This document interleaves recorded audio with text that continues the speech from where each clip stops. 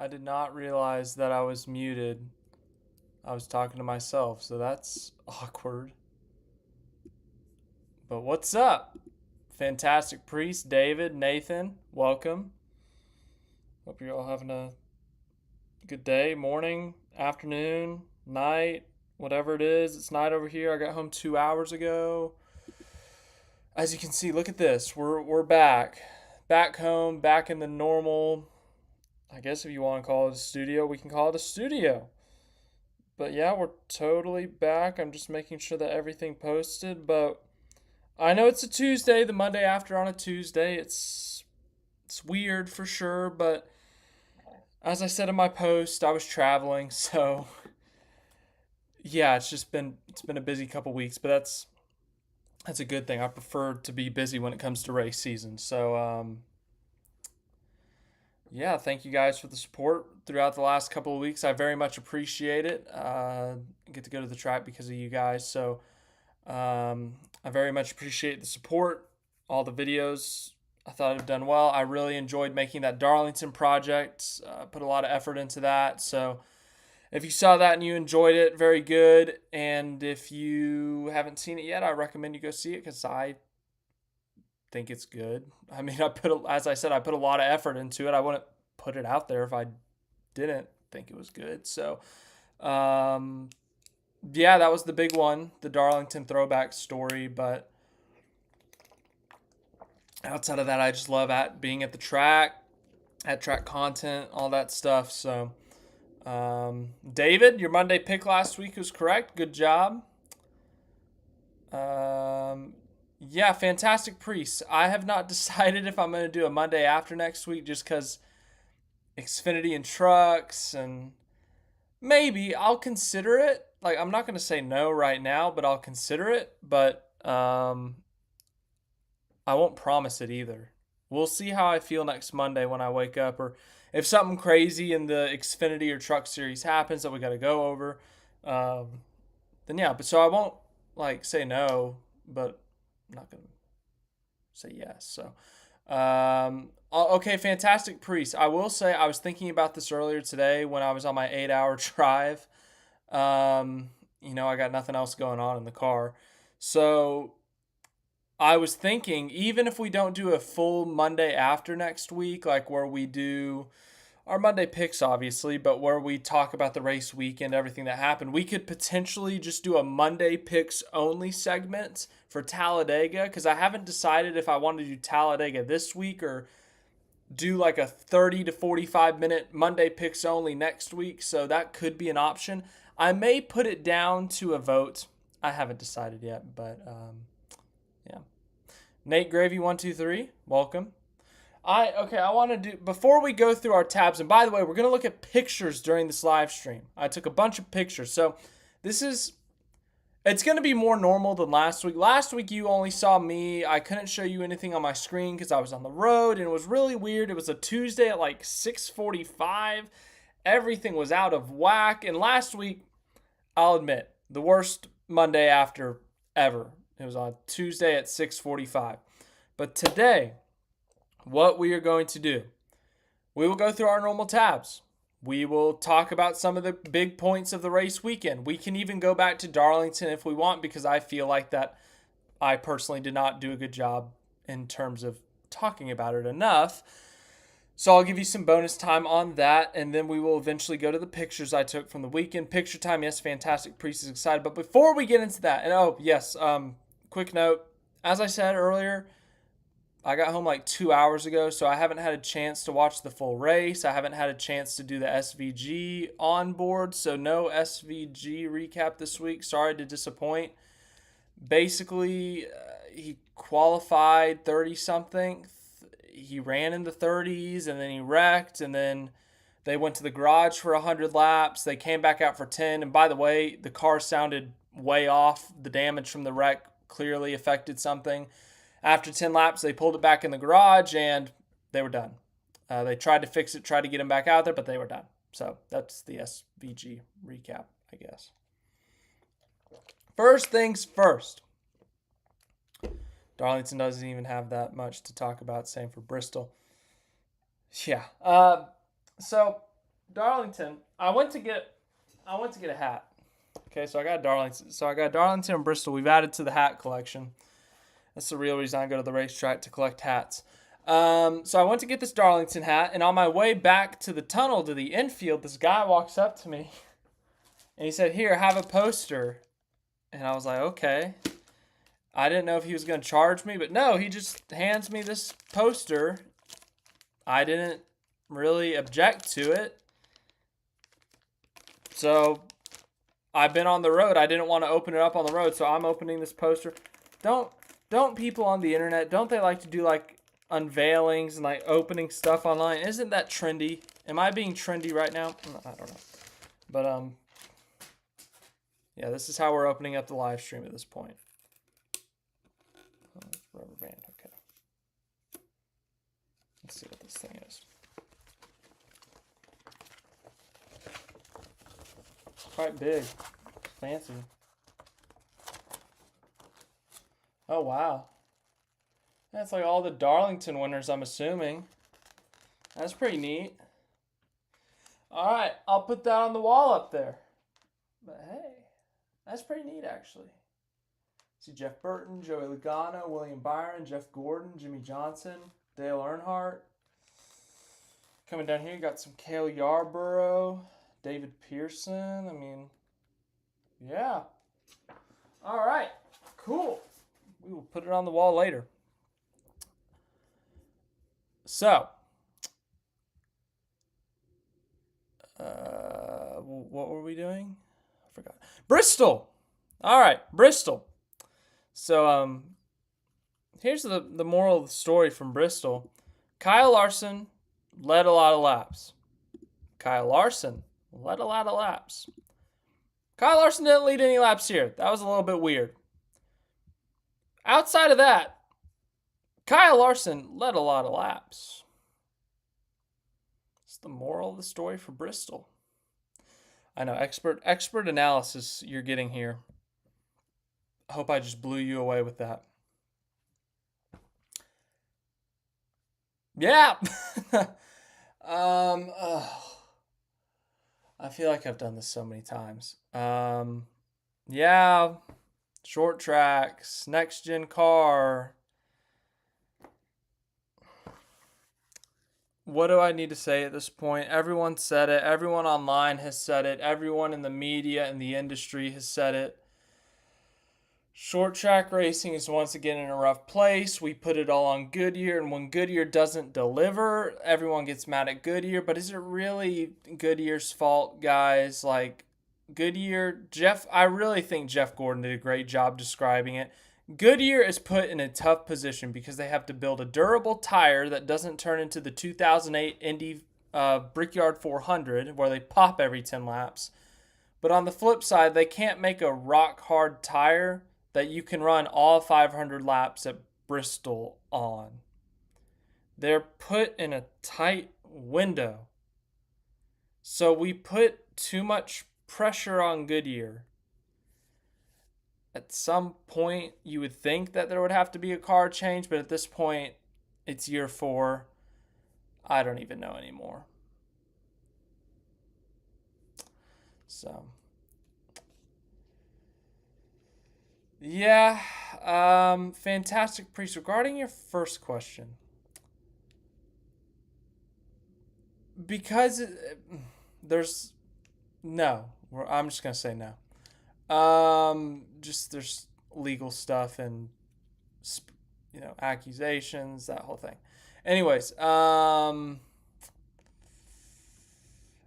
I mean NASCAR fans are some of the best complainers in the universe for sure. I mean, I complain all the time, so I guess I'm a part of that, but yeah, you look at the next gen era. I want you to think of the best short track you saw in the next gen era. Tell me that race. Or tell me your top 3 races from the next gen era on short tracks. Richmond, Bristol, Martinsville. You tell me. Because I got one. I know which one is my favorite for sure. I think I've got three. I think I got three that I really truly enjoyed that I thought were really good races. Okay. Yeah, Fantastic Priest, we're on the same page. Yeah. Nate Gravy says, is it the car, trucks, and Xfinity were average also? So that was something I saw a lot of people bringing up. Like, what if it's a Bristol problem? And that's where I feel like Xfinity and trucks, we see more good races at Bristol than not. So maybe this weekend was an outlier on the flip side. I don't know. I would have to do more research on it. I'd have to go back and watch old Xfinity and truck races at Bristol from the last few years to really give you a solid opinion. But I mean, thinking about Xfinity, it was what, 2 years ago, 3 years ago that Austin Cindric and AJ Allmendinger were wrecking across the finish line in a photo finish. I mean, I feel like Bristol's put on a good show in Xfinity. Trucks, can't think of one big moment as of now, so sure, maybe, but I'd have to look more into it. But yeah, I mean, the Xfinity and trucks race were nothing special this weekend, I would say. I mean, if we go, Larson led 411 to 500. Larson led 277 to 300. Chandler Smith led 127 to 250. So they were dominated by one guy all three races. I mean, trucks, you had a little bit more parity because Raja Caruth led 85 laps, but that was kind of an alternate strategy, really. I mean, so you could, yeah, Hemrick led the first few laps. So, I don't know. Sorry, something shiny. Yeah, people talking about the track itself, whether it's Bristol or not. But I mean, like, look at the old generation of car. The last race of the old generation of car at Bristol was one of the best Bristol races I saw. When Kyle Larson was literally pointing at the wall. His front of his car was pointing at the outside wall, and he straightened it out and won. Elliott versus Harvick. We don't even have to go far back before that. In 2020, the whole Elliott Logano thing. What else happened? 2020, I think we had Kyle Busch and Joey Logano re-feuding for the 50th time at Bristol in the night race. And then 2019 or 18, I think it was 18 when Kurt Busch won. That race was insane. We saw Kyle Busch go from the back to the front like 3 different times before his car finally got truly killed. Like, he had a tire rub, he had a penalty, he had his back bumper missing, and he drove from the back to the front, to the back to the front. Like, Bristol was pretty epic not that long ago. So that's why I kind of push back on the whole, is it a track issue? Like, it was not long ago, and these are like within 3 years of each other that we saw some not just good races, not great races, like all-timers almost in some of these. So that's why I kind of push back on that question, or on that narrative. That would be the right word, narrative. Okay, Fantastic Pre. So I said, think of like your top 3 short track races in the next gen era. Fantastic Pre said Bristol 24 spring, Martinsville fall 24, Richmond 24 was good till the end. Those were the 3 I had in mind. Number 1, I would put Martinsville Fall 24. That was a great race. You had the tire fall off. You had different leaders, comers and goers. Like, that was a classic NASCAR race. That was a great race. I really have zero complaints about that outside of the race manipulation. That is a whole separate thing. If we take that out of it, that was a great race. Bristol Spring 24, nobody knew that was coming. Nobody knew that the tires were going to be coming off every 40 laps, shredding up like cheese, you know? So that was kind of a shock value. That was kind of like a, whoa, I've never seen this before. This is mind-blowing, but it's clean. Like, they're not popping and destroying cars every 5 laps. Like, this is like truly just, this is a borderline, like a once-in-a-lifetime thing. We may never see this again. Like, this is just incredible. And then Richmond 24 had the option tires. And yes, once again, kind of like Martinsville, while it was a solid race, it had some ugliness that ultimately clouded what happened with the whole Austin Dillon thing. But yeah, It's those would be my top three. And you said, does Bristol Dirt count? No, Bristol Dirt does not count as a short track. That is its own animal. That's its own animal. Nate Gravy, that's a great question, Nate Gravy. Do we just expect thrilling races every week? So that's the thing. The fact of the matter is, we have 38 races a year.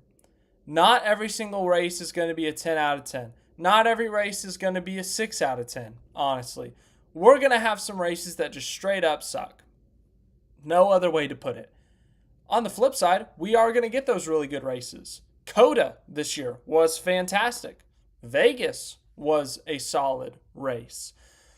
Atlanta, I think, was a solid race, if I remember correctly. So we've still had a good chunk of really good races this year.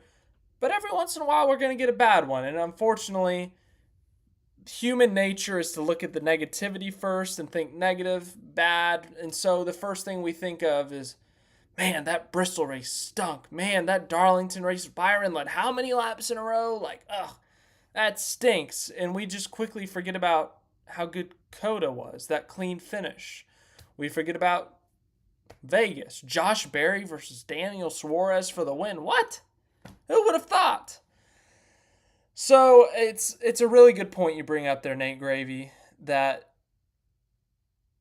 we're not going to get thrilling races every single race. I think we have to acknowledge that. I think we have to have that in our minds, but at the same time, like, I think we can, as fans, can ask or want a better product in a sense when it comes to some of our favorite tracks like Bristol, Martinsville, and whatnot. Also, quick note on Darlington. Everyone's talking about how bad Darlington was. Do you realize that in the next gen era at Darlington, almost every single race has had one guy lead 200 plus laps? Just saying. Byron did it 2 weeks ago. In the fall, Larson did it. In the spring last year, Reddick, I think he led like 197, so close enough to 200. The Southern 523, I think Hamlin led close to 200, if I remember correctly. The spring of 23, that was an outlier because that was the really weird race where Chastain and Larson kept on getting into it. And then going back to 22, the 22 Southern 500, I think Truex or Kyle Busch led a bunch of laps, so maybe one of them hit the 200 mark, and then Eric Jones ended up winning. And then the 22 Spring, was that the one that Truex won? Maybe? Correct me if I'm wrong there. So, I mean, we see people lead a bunch of laps at Darlington. I don't know why everyone was freaking out about that. Like, that's pretty normal for Darlington. I really thought that race was blown out of proportion on how bad people thought it was. It wasn't as good as last year. Like, last year, we had some great Darlington races. It wasn't as good as those two, but I'm not going to sit here and tell you that race was terrible. I thought it was solid. Had its exciting moments. So, oh, yes, you're right, Fantastic Priest. That was when Logano moved Byron. Truex won the spring of 21. I had my years flipped there. I think Byron led a bunch of laps in that one. In fact, I can Google it. The power of Google. Goodyear 400 2021. No, 2022. Okay, that's what I want. Joey Logano won. Justin Haley finished third. Wow. Okay. I did not know that. Race results. Here we go. All right. Statistics. Logano led 107. Byron only led 24. Okay, so Logano dominated that race. Hamlin led 42, Truex led 28, Larson led 30, and Chastain led 26. And Busch led 19. Kyle Busch. So it wasn't as extreme as Byron just a couple weeks ago or Larson last fall, but we still saw someone lead. If we look up every Darlington race in the next gen era, someone has led 100 plus laps. Just saying. Anywho. I think St. Louis is an intermediate.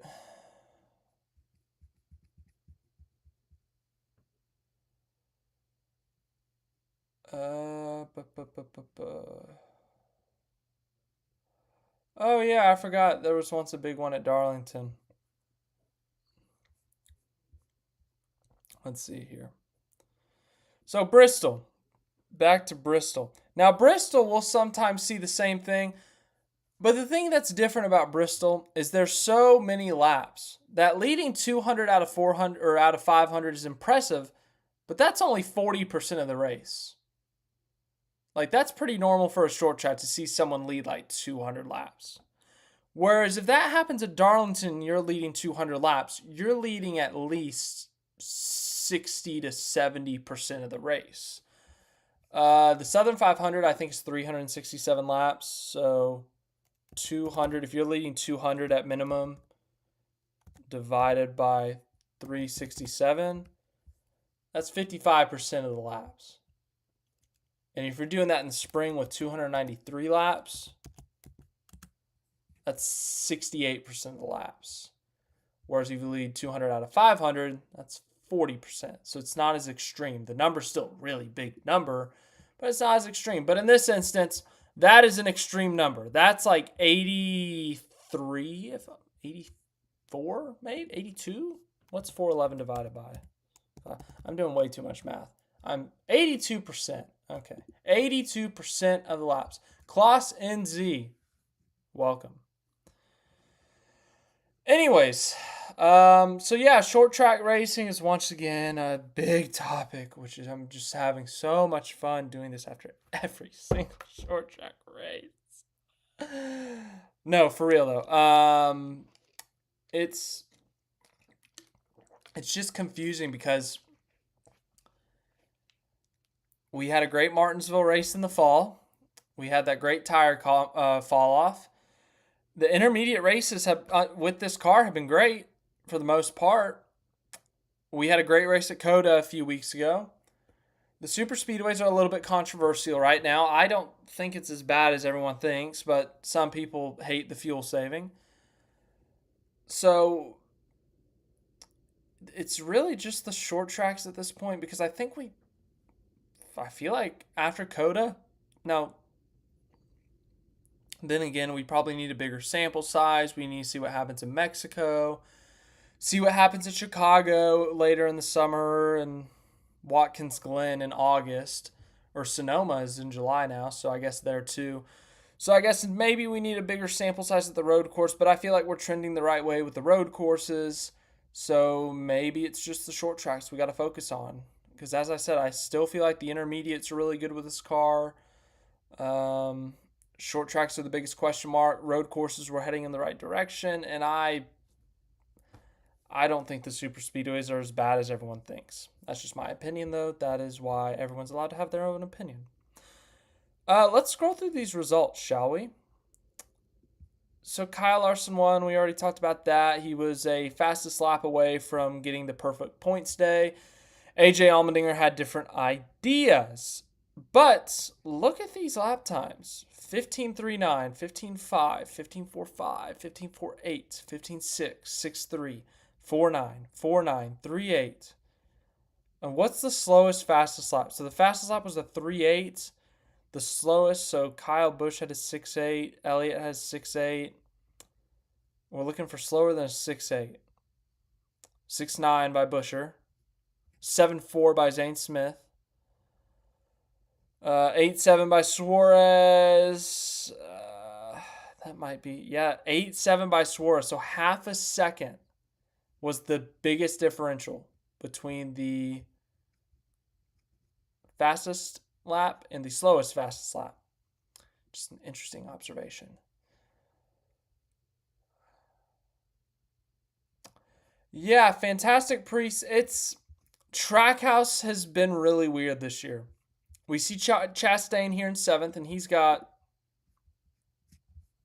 Okay, well, it's not going to let me click. So, Ross Chastain has 5 top 10s on the year, and that's through 9 races.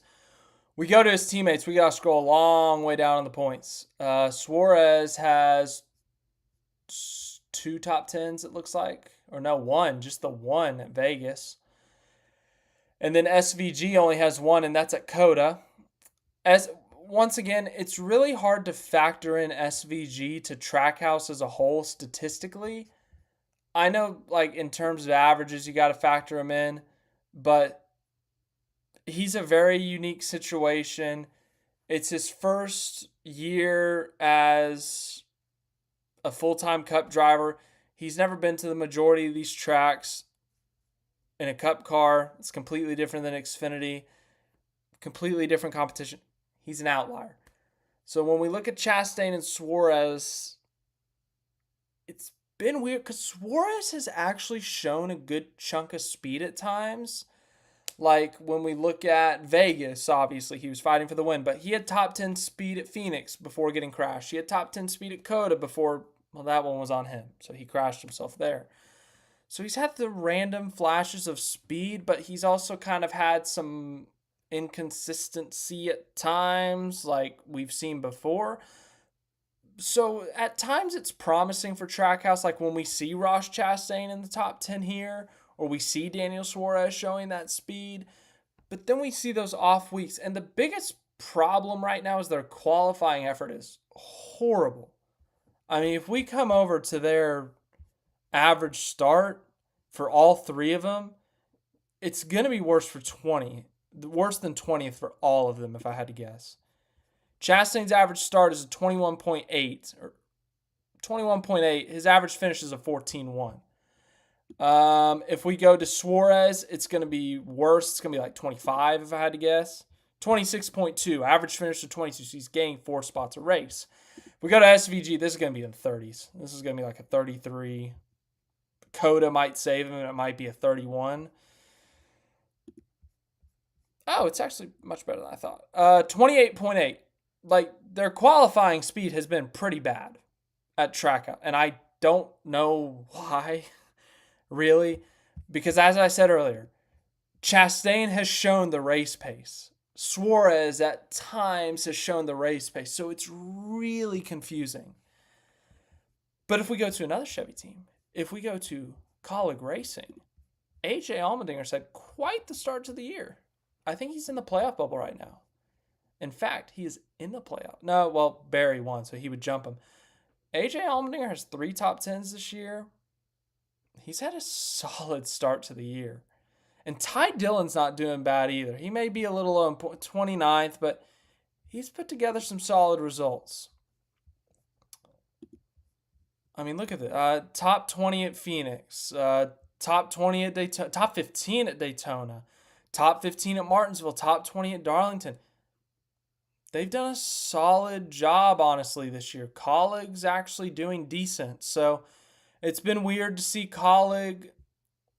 I don't want to commit and say they're doing better than Trackhouse, but in terms of the expectation, I think maybe you could say, but I don't think you could come out and straight up say that they're better than Trackhouse. But I think our expectations for Colleague were Ty Dillon to be potentially here, maybe. Allmendinger to be here, but Ty Dillon's right in 29th and AJ Allmendinger 16th. Trackhouse, we see Chastain in 11th, which is where he was last year. And Suarez is 27th. SVG is 34th. It's been a really rough start to the year. And once again, SVG kind of an outlier with everything he's doing and going to these tracks for the first time in a Cup car after never being to some of these tracks before. So.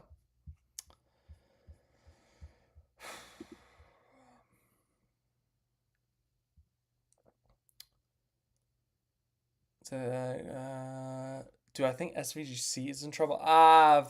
It's so early in the year, and also you got to factor. He's such a unique situation and a unique case that, like, if you really cut him loose after 1 year in Cup when he's got barely any experience on ovals, I would expect, even like if that's an extreme. You would expect someone to pick him up just because he could potentially go out and win a road course. But as you said, Zilich is such a hot prospect, and Zilich has shown speed on both the road courses and the ovals. So there's got to be a lot of pressure there. So I don't know. I have no idea. I would think not at the moment, but you never know. But hey, Sunshine Cool Water says, I was hyped when Montoya got into NASCAR, called the Montoya effect. Talented driver past their prime that switches to a different form of racing. Yeah, we've seen it before in NASCAR. I mean, Montoya, Ambrose, um, even when it comes to one-offs, like a Kimi Räikkönen or, I don't know, you guys name it. I mean, we've seen it before. It takes some time, but like Montoya, we saw Montoya, he was great on the road courses. Took him a little time to get the ovals, but once he got the ovals down, he was actually a pretty decent oval racer. He almost won the Brickyard 400.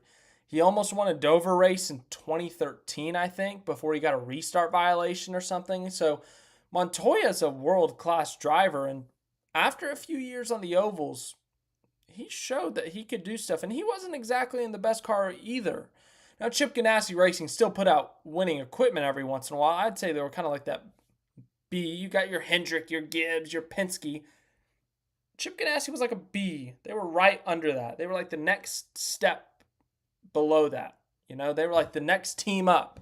If a Hendrick, Penske, or Gibbs wasn't going to win, it was potentially a Chip Ganassi Racing. We saw Jamie McMurray win a few races with them. We saw Montoya win races with them, obviously. But then we saw Kyle Larson win a bunch of races with them. We saw Kurt Busch win races with them. So, yeah, they weren't like Hendrick and Gibbs where they go out, rack up 8 to 12 wins a year, but they could pick up 2 to 4 races a year.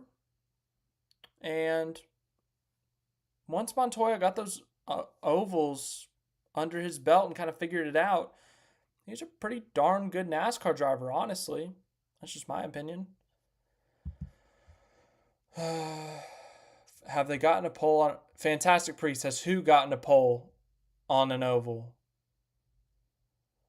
Oh, Nate Gravy, good point. The RCR Colleague Alliance. Team Penske.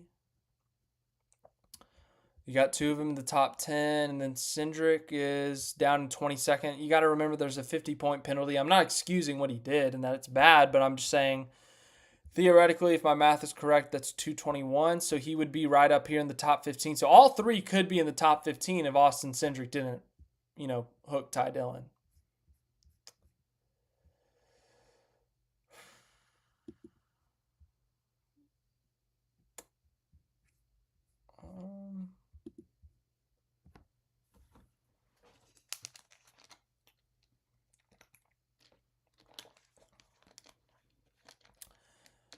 Trackhouse, they have a pole at Nashville.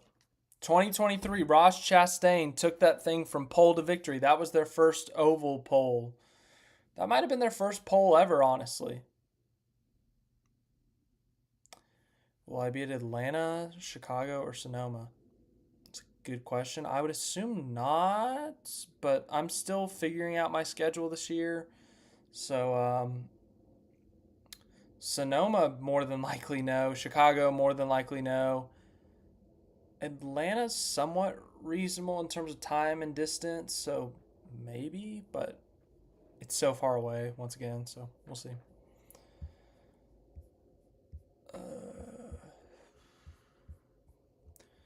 So let's look at the point standings. Who's got the most stage wins? I miss the NASCAR website where you could click on one of these things and it would reshuffle the order of this to the order of whatever tab you clicked on. So when I clicked laps led, Kyle Larson would shoot to the top. When I clicked stage wins, I guess that would also be Larson. When I click top 10s, well, I guess that's kind of already in order. When I click DNFs, Ryan Blaney shoots to the top. I miss when you could do that, but can I do it? Oh, no. Well, it gave me false hope. Okay. Anyways, most stage wins this year. Kyle Larson with 4. He now has 14 playoff points. Byron has 8. Hamlin has 12. Bell has 16. Elliott has none. Blaney has 2. Reddick none. Bubba has one. Bubba won stage? When did he win stage? Was it at Coda? I think it was at Coda. Logano has a couple. Ryan Preece has one. I think that was at Coda too. Josh Berry has one. I think that was Atlanta. Cindric has one, probably Atlanta or Daytona, if I had to guess. That's all your stage one. By the way, let's just look at these point standings. And the funniest part, let me go to the NASCAR app. I think the NASCAR app, the website doesn't do it, but I think the NASCAR app puts everyone who's made a start. So like this has like Zillich down here. Let's see, do they still do that? Oh man, they don't. They used to. They had like Zillich down here. They had Castro Neves down here. But nope, not anymore. Oops. Just look at this group right here. We go Jimmy Johnson, Corey LaJoy, Catherine Legg, J.J. Yaley, Casey Mears, Burt Myers, Martin Truex Jr. Out of context NASCAR in 2025, this is just insane. And if we want to move up a little bit, Shane Van Gisbergen and Cody Ware. And I guess Custer's in there too. But, just what a time to be alive. What a time to be a NASCAR fan.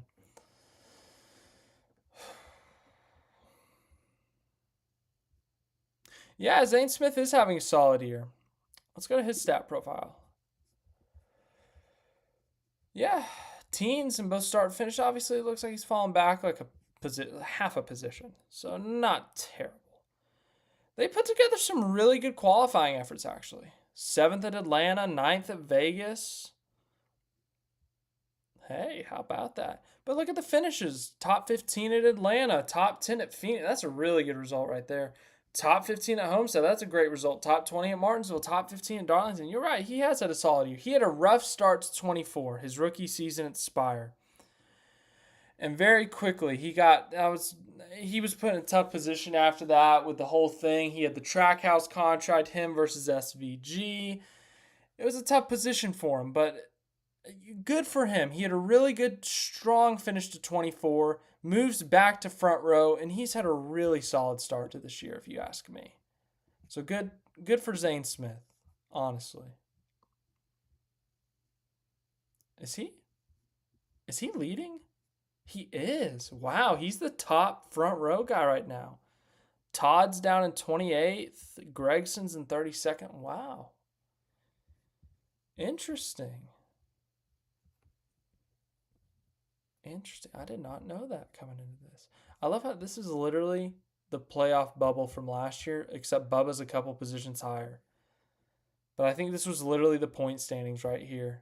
But they had a win, so it didn't matter, but then it was down to these three.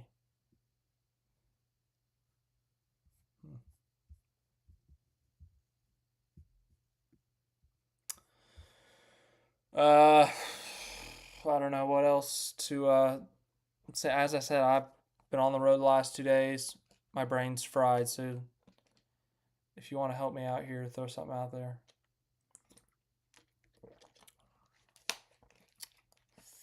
If anyone's got anything.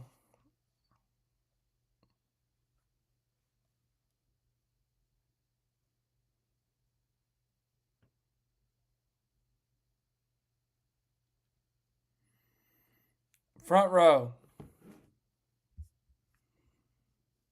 Yeah, they're here. There you go. You can see them all in one frame.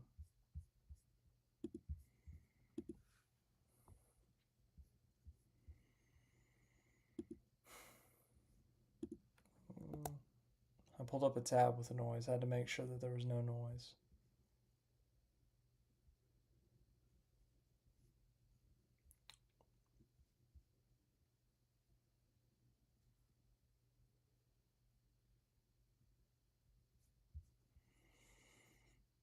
This Magic Hawks game does not look exciting. What about Noah and Todd? Yeah, Todd Gilliland. Let's see what has he done this year. I think he had top 15 at Darlington. Yeah, he had top 15 at Darlington, top 10 at Martinsville, top 10 at Coda as well. So he's got a couple top 10s, but 35th at Bristol. I think they had some problems. I can't remember. I think it was like some sort of fuel pressure issue, if I remember correctly. And yeah, I mean, honestly, he's done decent, top 15, top 20 almost every week, but these are just really dragging him down. The 35th at Bristol, the 30th at Homestead, 29th at Vegas, 27th at Daytona. I mean, Yeah, I mean, you're not wrong, Fantastic. But it's truly hit or miss. Miss, hit, hit. We'll call this a hit. Miss, miss, hit, hit, miss. Now, albeit there have been some issues somewhere in here, I'm sure, and DNFs maybe, but they've shown that they can hit. Martinsville and Coda are not tracks you just kind of walk into a top 10. And these weren't crazy races either. These were pretty straightforward races. So it's a really good sign. Really good sign for Todd. Really good sign for that team. But as I said, they can't afford a lot of these. But they're going to Talladega next, and we know how good of a super speedway racer Todd is. As for Noah this year, they've had some really good qualifying results this year. I think they were front row at Homestead, maybe third at Homestead. Sorry, 10th at Atlanta, and top 10 at Coda. Once again, just really straightforward race. Great speed from front row that week. But we look at these results, and it's kind of a mixed bag, kind of like Todd, but it's a little bit more on the lower end. We see the top 10 at Coda, decent result at Homestead, but we see 28th, 34th, 26th, 31st, 29th, 23rd, 19th at Darlington, not bad. So they just got to find their footing a little bit. It's a new team at front row, new car, all that. His first year there. So they're still figuring it out. Obviously, it's a quarter of the way of the season. So in terms of trying to point your way into the playoffs, they may need a win at the end of the day, but it's year one. So, and Gregson's a really good driver. So I'm not too concerned. As I said, they've shown those flashes of speed right here and right here, but just looking at the results, it's just not as pretty. And I'm sure there's some DNF. Like, how many DNFs he got? 2 DNFs in there. So there you go.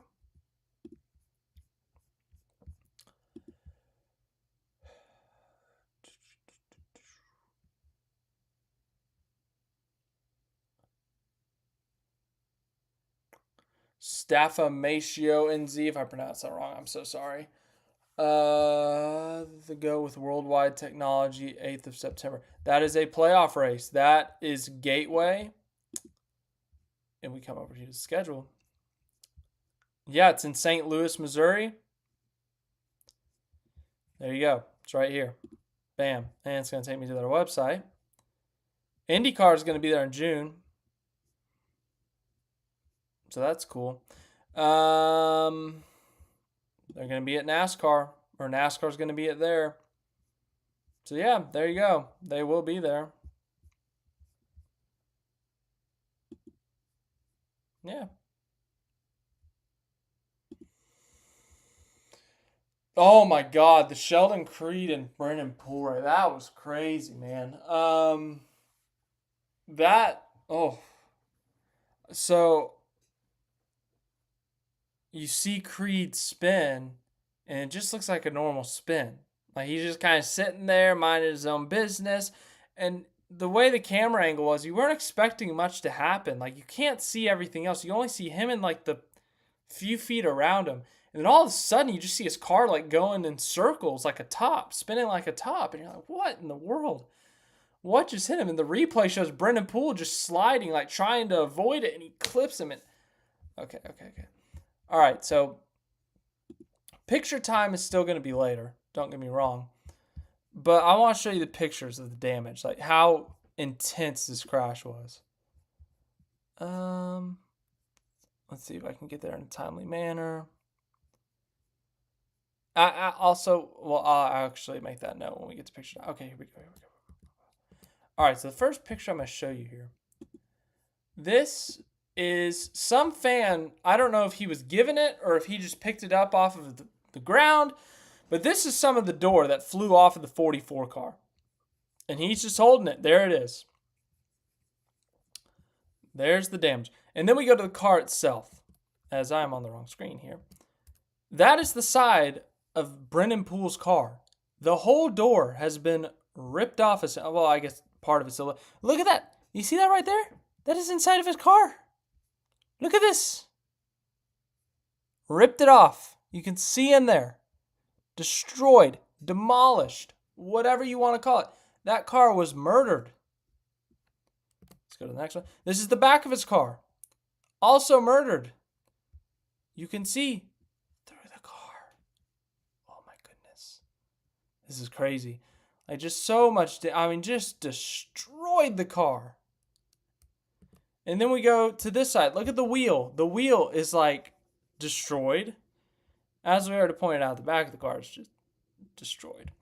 But the wheel is destroyed. I'm sure there's a bunch of parts in there that are destroyed. I mean, this car just got demolished. A little more zoomed out. Then we go to Creed's car. I almost called him Cole Custer so many times on Saturday. Destroyed. Look at this. Demolished. Okay. This area, they had so much fluid leaking out of here when they dropped this car off that there was still stains on Sunday from it. I guess that makes sense. It didn't rain or anything. But yeah, I mean, all that foam right there, all the stuff on the ground, the dirt and just debris and just, yeah, it was a nasty. Yeah, all right. I forgot I took that picture. I was outside the care center. Anyways, okay, we'll do picture time in a bit here. Don't worry. I don't know. I didn't get yelled at taking those pictures, so I don't think I did anything wrong there. If I did, my bad. But I mean, that car's so destroyed, I don't know what you can take from there. And once again, if you can, well, sorry. And also, they showed those on TV, so if they want that information, then. That was a video. That was the start of a video, so it wasn't intended to be that way. That was a video.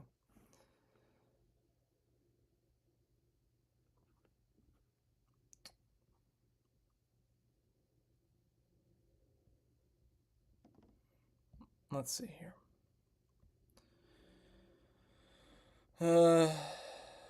Okay.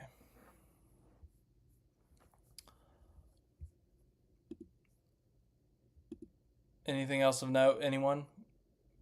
Do we want to move on to fantasy? Let's move on to fantasy. So I'm stupid once again. And I left Kyle Larson on my bench this week. I suck at this, guys. I mean, in terms of like position, it's not as bad as Denny at Martinsville when I left him on the bench for like Josh Berry, who scored 1 point. But that's a 38-point swing right there.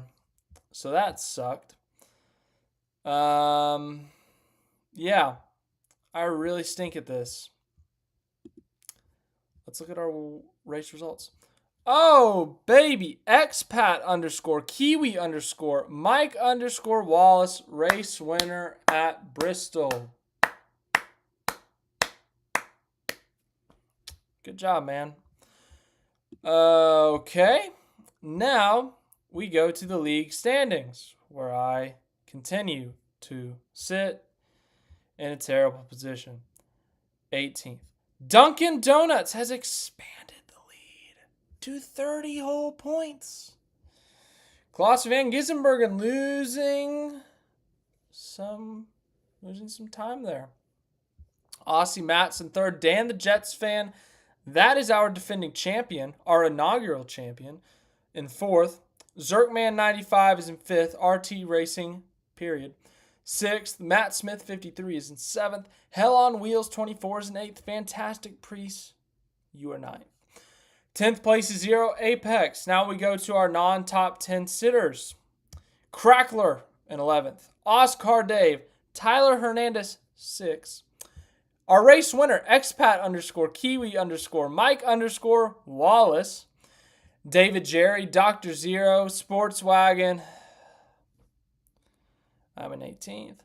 Micah MLB 15. Supercar Nut. Jamie, the lifelong Logano fan. Hack Dash House. Knee. Rebutted. Tritech. Space Wrangler Racing. JTF 526. And a bunch of other people who have not updated their entries. So I will do what I always do, and I will come over here. I will hit this. I will hit this. I will click this. Now I will slide over here. I hit the wrong tab, so I'll slide back over here, scroll a little bit, hit this button right here, and when I hit this button, I can scroll, I can copy, and when I copy, I come back over here. Bam, bam, bam, bam. And you can join the Fantasy League. It's for fun. We have exciting times. I have a great time, even though I'm really bad at it. I see our race winner in the comments, Mike Wallace. Wow, Mike Wallace is talking trash on. You know what? Good for you, Mike. Good for you. This is what it's all about. We're here to have fun, but you know what? Talk a little bit of trash after you just won a race. Go for it. Now don't go too far. But right there, that's perfect. Already gave y'all a 2-race head start on the season, already up to 14th. Good for you, Mike. I'm happy for you. Really happy for you. Sorry. Let me say the full name again. Got to come back up here to 14th. Expat _ Kiwi _ Mike _ Wallace. That's our race winner right there. So you know what? Keep it coming.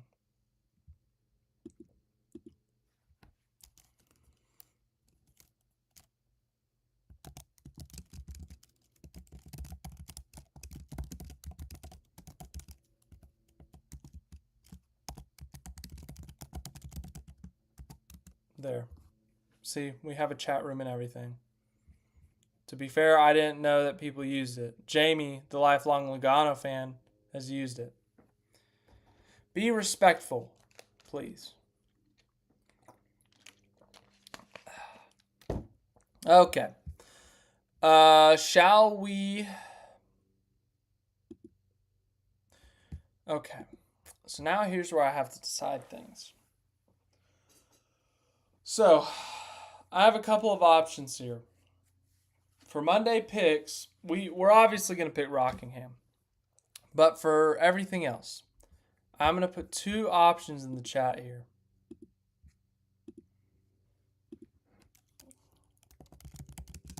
Would you rather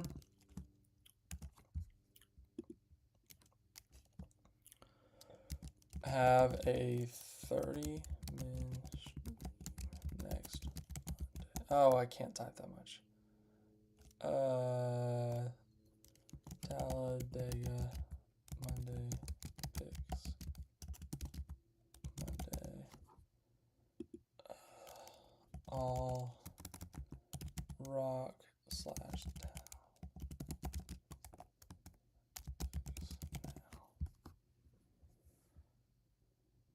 All right, everyone go vote on the poll. Do you see it? Can you see the poll? Ooh, yes, I see it. Ooh, okay. Quick result. I'll give that till the end of the picture time. At the end of picture time, we'll see what that poll is. And after that poll, we will then decide. Because we can do a whole Monday segment. All of next Monday, we can spend 30 minutes to an hour only making Monday picks for Talladega. And Talladega, you guys got to remember, that's where you can make your wacky picks and actually have a shot of getting it right, with the exception of Vegas this year, because that was... Anyways. So we can literally... Yeah. We can literally spend 30 minutes, 45 minutes next week. Nate Gravy, too late to... Is that a question, or is that... Is it really too late? Is there a cutoff to when you can join NASCAR Fantasy? If there's like a deadline and I can change it, I'll get rid of it immediately.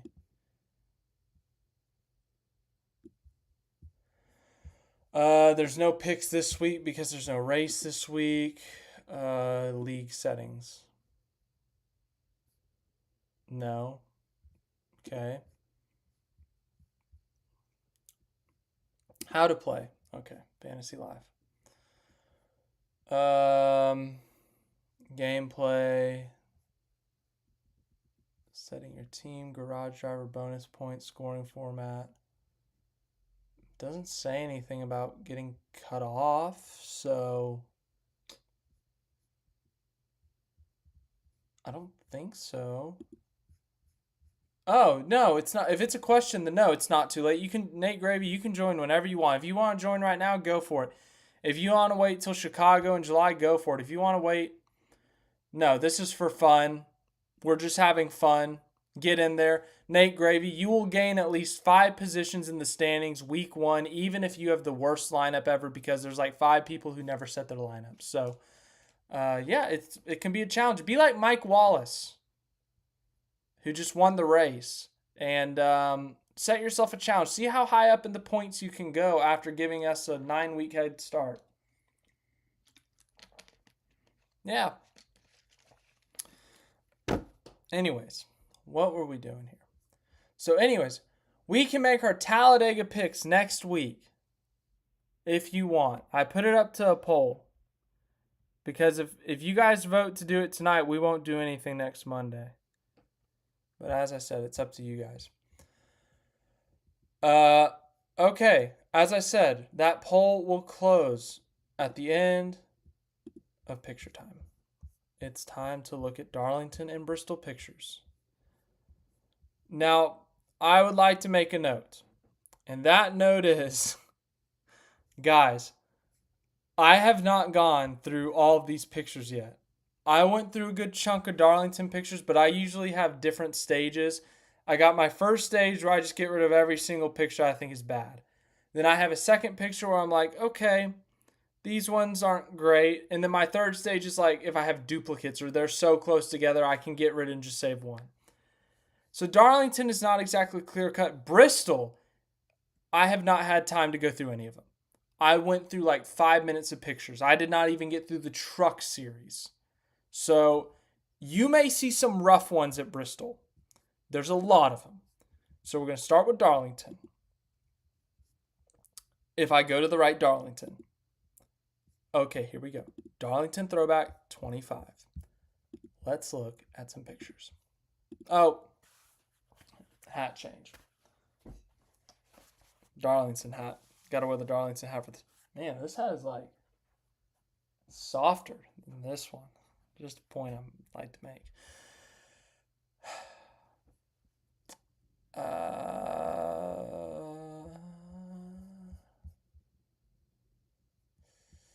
Dang, Mike Wallace still talking trash about the fantasy league. So here we got Nick Sanchez. He was throwing it back to an Indy 500 scheme, I believe, or something like that. I can't exactly remember. Someone correct me if I'm wrong.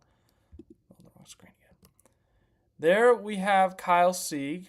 So this is when I was playing around with a couple different camera settings. There's Mason Massey. And there's Sanchez again. There's Harrison Burton throwing back to his father. There you go. All right. Harrison Burton fans, Jeff Burton fans, go crazy.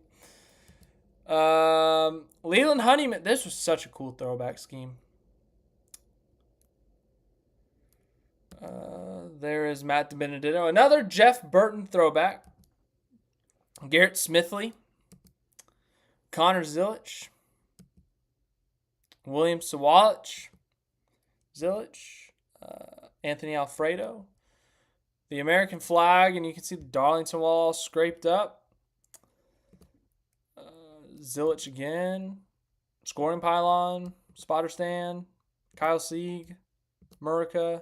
Harrison Burton. Leland Honeyman. You realizing a pattern here? All right, here's a new one. Dean Thompson, the Jamie McMurray throwback.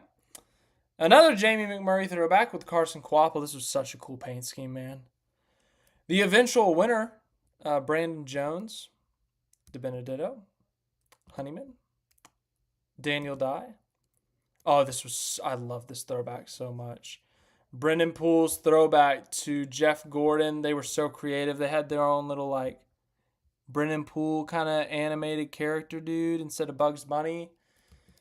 There it is again. There's a better look at it, I guess. Josh Williams, Quapple, American flag. Oh, this is a throwback to Kurt Busch, his 2017 Daytona 500 win.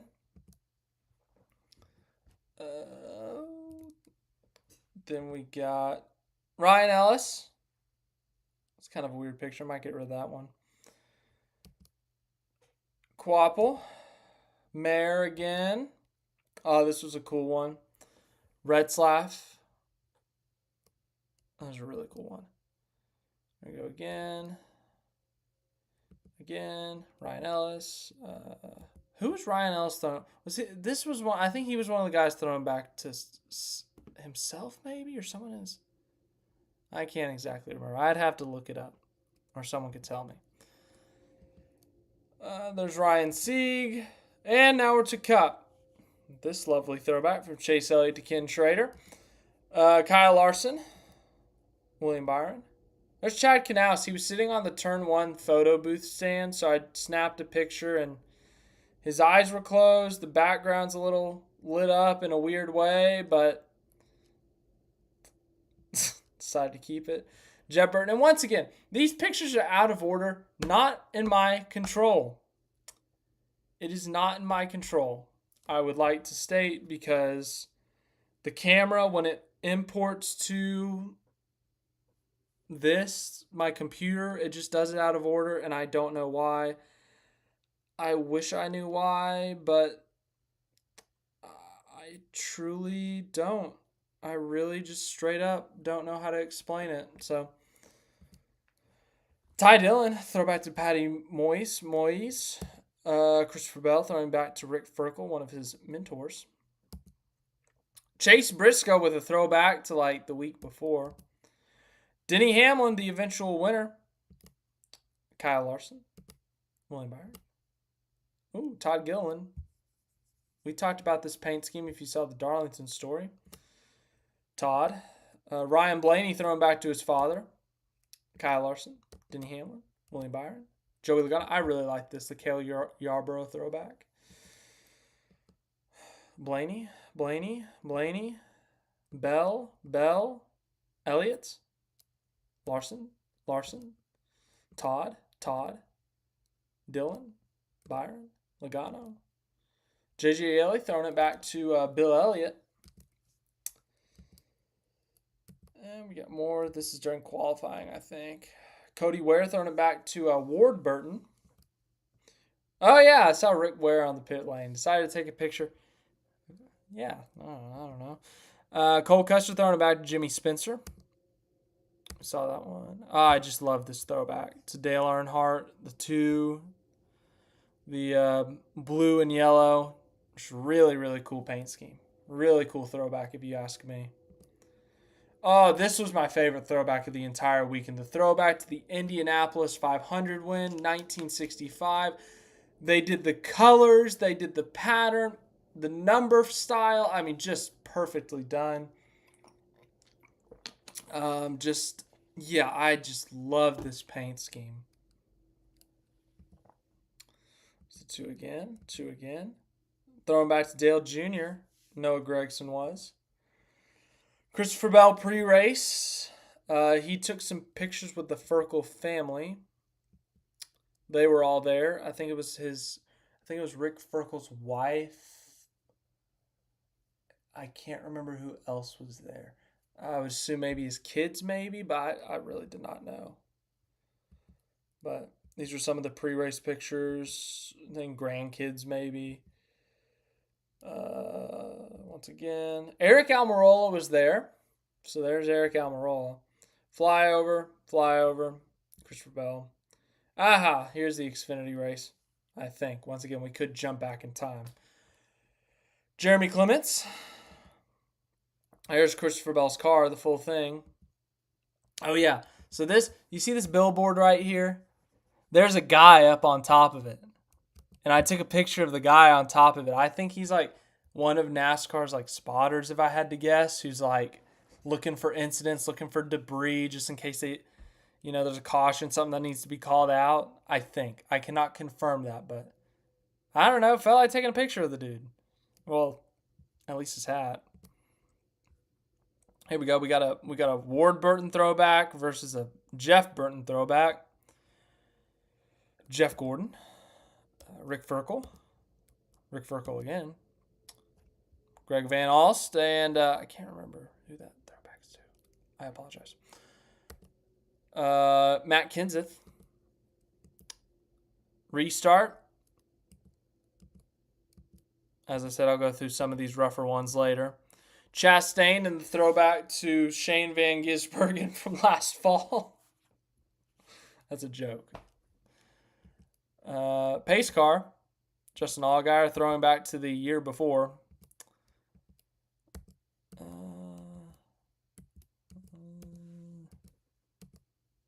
Here's a restart. Oh, yeah, it's the 75th anniversary of Darlington. You can see it on the hat, too. I don't know if I can't really see. I guess I can pull up my phone. Oh, I'm behind somehow. Oh, yeah, you can see it there. Okay, perfect. Cool. Thank you, Nate Gravy. I have fun with the photography. I really do. I didn't think I would, but I am. William Sawalich's car got pretty beat up there, obviously. See, we're back to the restart.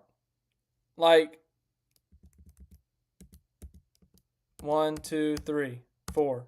Like, what? This is on top of the photo stand, like this. But then we're all the way on the ground, like on the front stretch. Like, that we're back up. Why can't my camera why does it not come from the camera to the computer in order? There are bigger concerns in life. Oh, I think these are the final. Oh, I can't wait. One of these pictures is just hilarious. Yeah, it's this one. Brandon Jones leading late in the race, about to pick up his first win in like 3 years. And what pit sign is there in the picture? His old car. And it's still the same color as Menards. I did not intend that. I promise you, I did not intend this.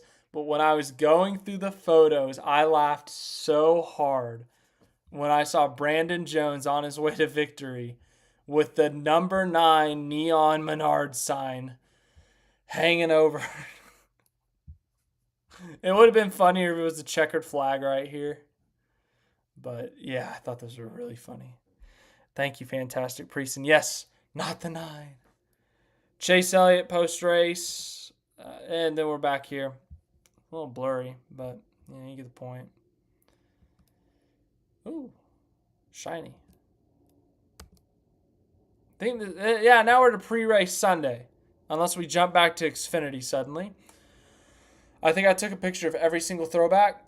So we got the 2, we got the 11, obviously the eventual winner. I always love doing this pre-race grid. After I figured it out at Vegas that you can like kind of angle it. Like you can get most of the grid from a weird angle. Started doing that a bunch. Jamie, welcome. The lifelong Logano fan, according to your fantasy team name. There's Byron's throwback. There is Zane Smith's throwback. Elliott's throwback. And then obviously, if you guys saw my Darlington throwback story, one of the focuses was on the 34 throwback. So I did a few close-ups of this, especially the Ray Fox engineering. By the way, big thank you to Justin Fox, pit crew member, a tire changer on the 34 car, for giving me a few minutes to help with this story. Really meant a lot that he was, they're so busy on race weekend to just give me a couple minutes. So big thank you to him. That really meant a lot to me. So that was really good of him to give me a couple minutes to get this. There's the car itself. There's Ryan Blaney's car, throwing it back to his dad. Obviously, everyone knows the Kyle Larson tribute to Terry Labonte, Joey Logano. Did some close-ups of Rick Ferkel. I did that on Saturday, too. Oh, my goodness. It's an O.J. Simpson reference. No way. Oh, yeah, look, it's Josh Berry's super cool throwback, too.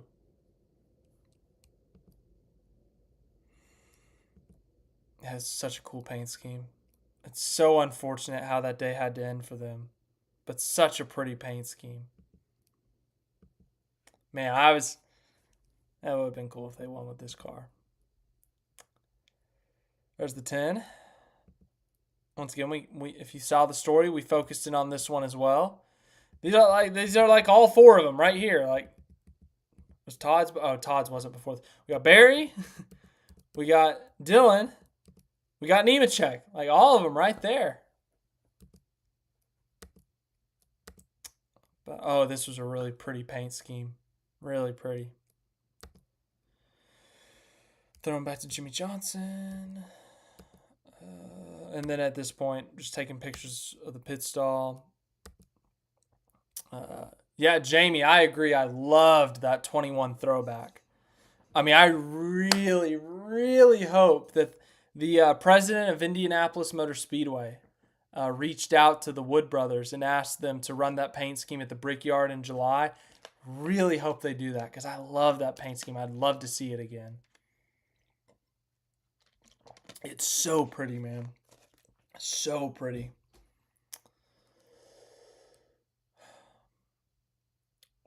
I appreciate it, Jamie. Yeah, no, for sure. The Jones, if we go back to it, that's a better picture, I think. Reflection kind of. Anyways, no, just great of Advent Health to commit to the full paint scheme, to commit to doing the petty blue, to doing the red.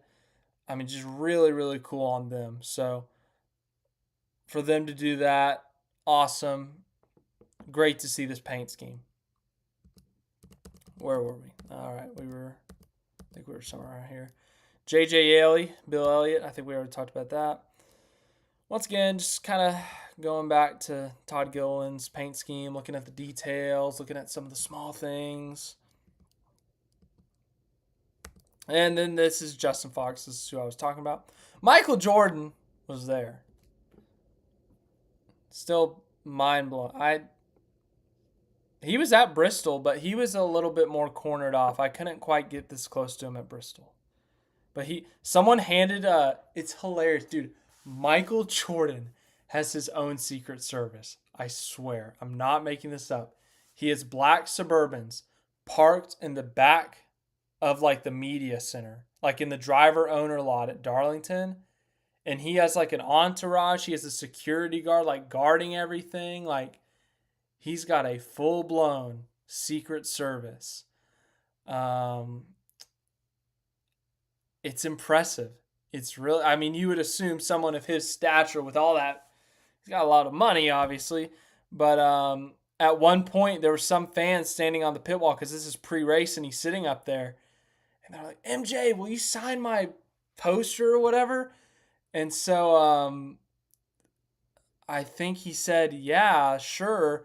And so he had the security guard, his head of security or whatever, go and grab it and hand it to him. And then he went and signed it. And at some point, because this was right after Duke had lost to Houston in the Final Four, and someone had yelled, go Carolina or whatever, and he said anyone but Duke, and he started laughing. So I think this is when he started laughing after that joke. But anyways, dude, no, Fantastic Priest, dude, I'm not even kidding. I'm pretty sure it's a full blown Secret Service. I would not be surprised if he had people on the roof. If you understand, like if you get too close and they make the call, I would not be surprised, man. I'm pretty sure that he genuinely has a Secret Service like the President of the United States does. Once again, more pre-races. Justin Fox, great-grandson of Ray Fox, who they did the throwback paint scheme to. And then obviously you can see the details on the hat here. Flyover. And then we're back to the line. It's so out of order. Joey Logano's paint scheme. Once again, really pretty paint scheme. Really pretty. Hey, look, it's the thumbnail from the Darlington throwback story. Wow. MJ the GOAT versus LeBron? I would say so, but it's a heavily debated subject. Heavily debated. So I don't know. I guess Greg Biffle driving the pace car. I did not know he was sleeveless until after. Oh my God, it's OJ. Did you know it has been a year and 5 days since OJ Simpson died? There's a fact for you. I won't quite call it a fun fact. It's a fact for you. Some trivia. All right, see, now we're back off to the prayer circle again. Like, what is this order? Like, dude, what has happened? Like, I watched this in person. I was standing there. This is so out of. Oh my goodness, this is killing me. Why is the camera like this? Oh God, I'm gonna say it every time. Such a pretty paint scheme. I love it so much. There's Byron. This is a pace lap. Oh, such a pretty scheme. As I said, I'm gonna say it every time. Oh, it's Michael Jordan. Yeah, it's Justin getting ready for pit stop. Todd again. Uh, Pit stop at the 23. There were a bunch of photographers in this. So there was an open pit stall next to the 23 stall. And because Michael Jordan was sitting at the 23 stall, a lot of photographers were standing there for obvious reasons. So I kind of had to make. It's not the greatest angle, but it'll do. No, I did not see Roger Penske, but you'll see him in a minute. Joe Gibbs. It's so funny. Everyone's looking to the right at Michael Jordan because it's Michael Jordan, and to the left is Joe Gibbs just sitting on the pit wall, just by himself. No one's looking at him, and so you'll see here in a minute. These two pit crew guys started like fake fighting, like they were getting up in each other's face. They're friends. They weren't actually fighting, but I attempted to get a picture of it and failed. So restart. Michael Jordan again. Lighting's not great. Okay, so Joe Gibbs, as I said, everyone's looking at Jordan, and I turn around and see Joe Gibbs, and he's like looking my way. And I was like, man, he's sitting right there. I got to get a picture of him, surely. And as soon as I take this picture, he like turns the other way. And I was like, oh, okay. I didn't mean to scare him off, but I wanted to get a picture of Joe Gibbs just in case I needed it for a thumbnail. I don't know. But yeah, Joe Gibbs was sitting there. There's Justin Fox again. Chastain. Allmendinger. Flag stand. This is when I was at the 34 pit stall, if you couldn't tell. Trying to get some footage for the project I was doing. This is a pit stop. So the pit stop is so out of order. He's changing the tire, and then we go back to him jumping over the wall. Like, what are we doing? Why is it so out of order? It's killing me. All right, here's him running around the car. Now we're going back literally to him at the tire, but oh my goodness. Now he's back to This is killing me, guys. It's really killing me. We got a caution. It's 43 again. Now we're back to him pitting. Oh my goodness. I'm going to lose my mind. I truly am.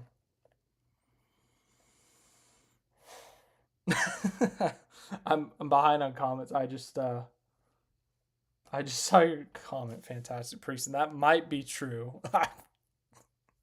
Might be. No, Staff of Maceo NZ. This was from Darlington Throwback Weekend. So these are all the throwback paint schemes. But yeah, we do see a lot of different paint schemes every week, which is pretty cool. Yes, Nate Gravy, dude. The pit stops are intense. Like, it's not just like 5 random guys just hopping over the wall and changing tires. These are ex-pro athletes, ex-collegiate athletes. Like, they are top-tier athletes. And they don't just hop over and do this. They practice pit stops. They go through full pro sport training. They review film of their pit stops. Like, it's a full-blown, like, athletic team. Like, it's a football team, a basketball team. Like, they do everything that all these pro sport teams do. They train, they condition, they obviously practice, they get reps, but they also, do treatment and stuff for their body so they can be healthy. And they review film. They got cameras on their helmets. They got an overhead camera. They review every single millisecond of it. Like, it's very intense. It's more complex than the average person knows. So it's Yeah, it's really, really, really interesting when you get to kind of learn about it. Oh, we're almost to the end of Darlington.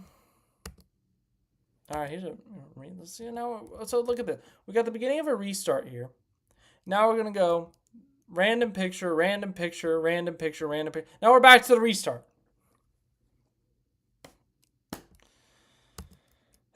Confuses me so much. Why are you guys? Michael Jordan. This is the damage from the 21. So heartbroken. Such a pretty paint scheme. Have I said that yet? There's Michael Jordan again. Michael Jordan again. Denny Hamlin's confetti on his car after he won. Christopher Bell post-race. Ryan Blaney post-race. Tyler Reddick post-race.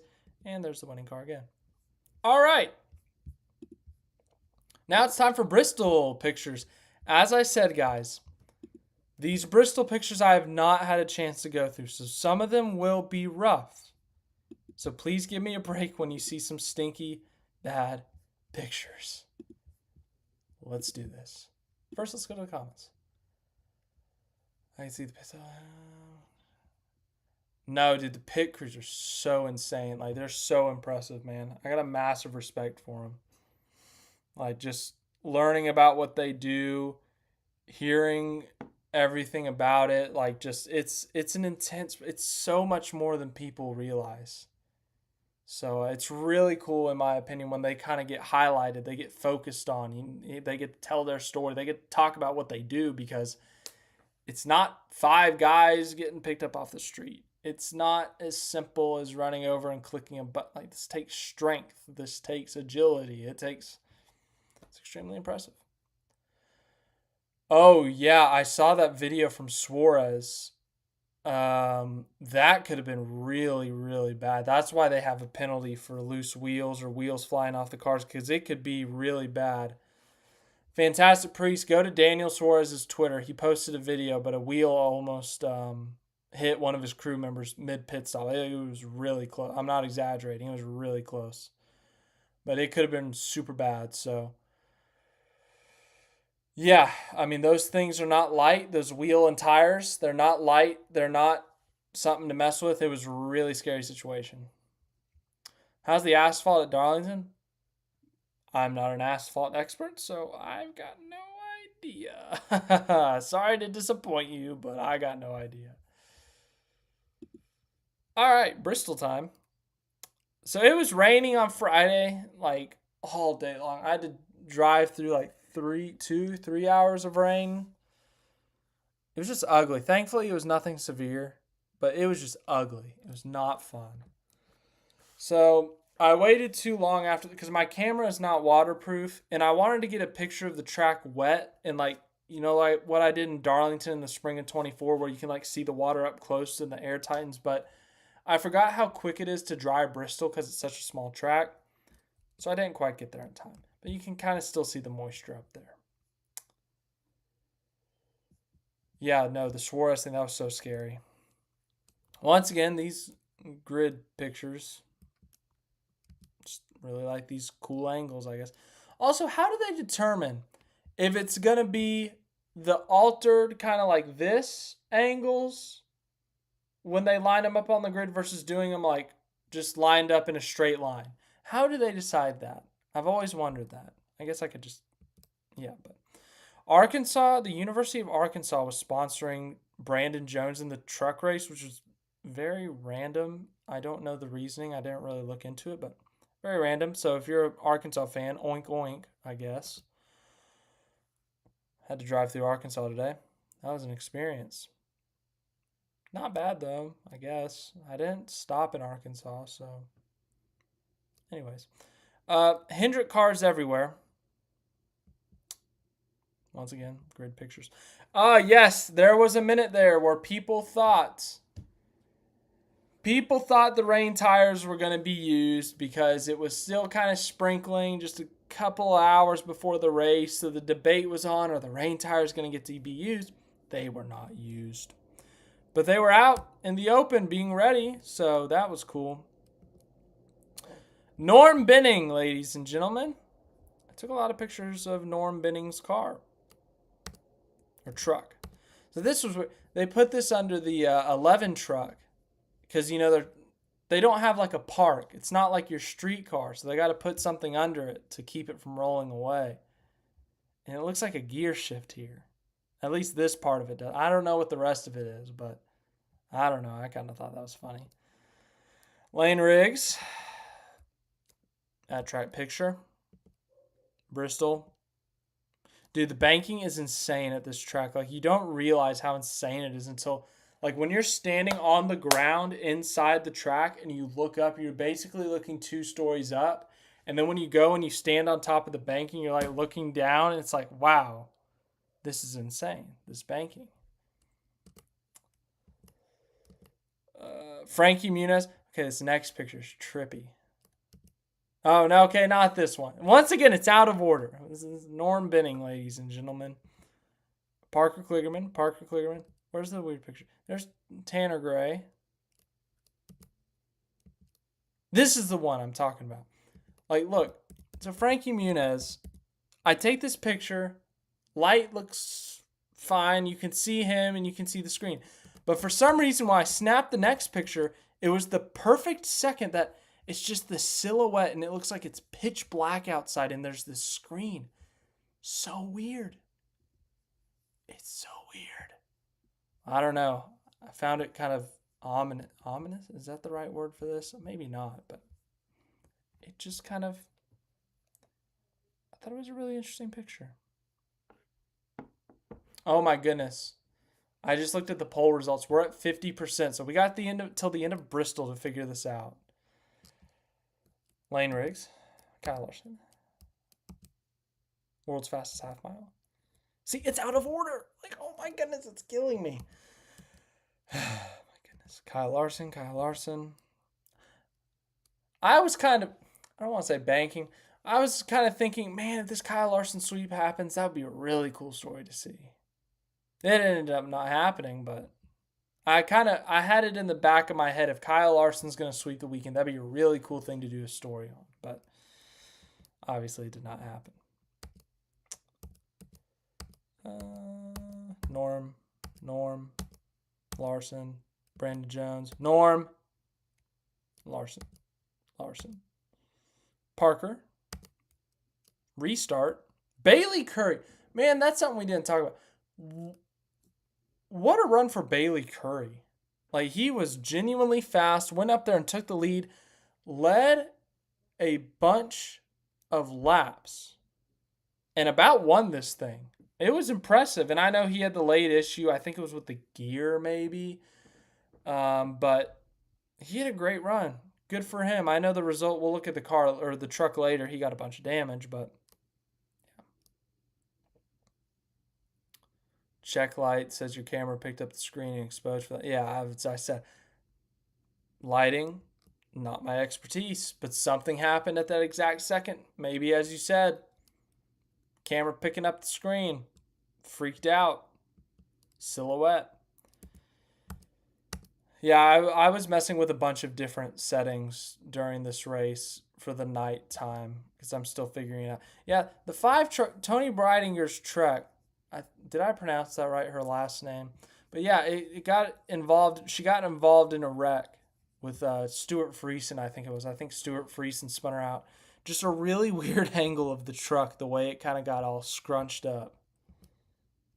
There's Corey Haim. Raja again. All right, here's the damage to Bailey Curry. So unfortunate. So you may be wondering why I took a picture of this random pit crew guy and why the picture is so bad. So, as you can see here, there's this dude. And as you can see, here's the worst picture. And the flamethrower thing. You know the little flame thing that they kind of scrape the tire off to inspect the tire wear? And it's literally like a mini flamethrower. It was like in the 30s this night, so it's a really cold night. Everyone's wearing long sleeves and hoods and beanies and stuff. And some people, I mean, obviously the pit crews are wearing gloves. This guy was so cold. He was using this flamethrower thingy to warm up his hands. And he was I get those gloves are thick, but he was getting pretty close to his hands. And I was looking over there waiting to see if, like, is he going to burn himself? Like, I just thought it was innovative to get yourself warm, but I just thought, man, it's kind of interesting. I don't know. There's Bailey Curry again. And this post race, Chandler Smith won.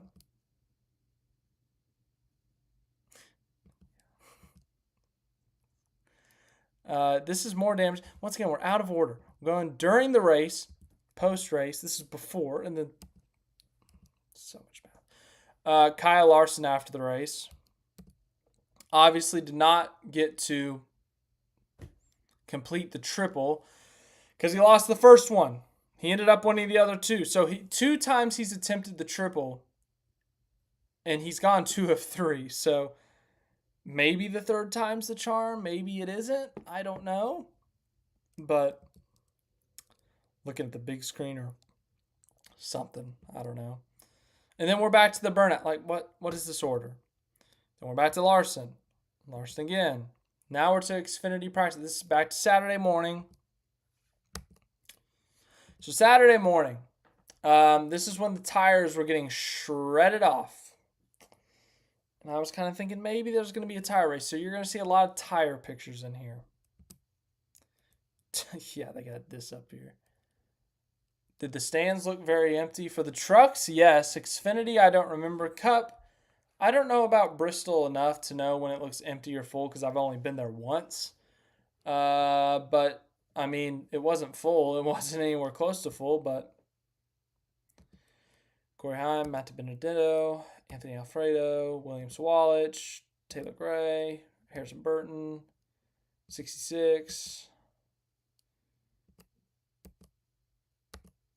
More Xfinity picture. Oh, so Eckes had a problem in practice. Like something broke on their car or something.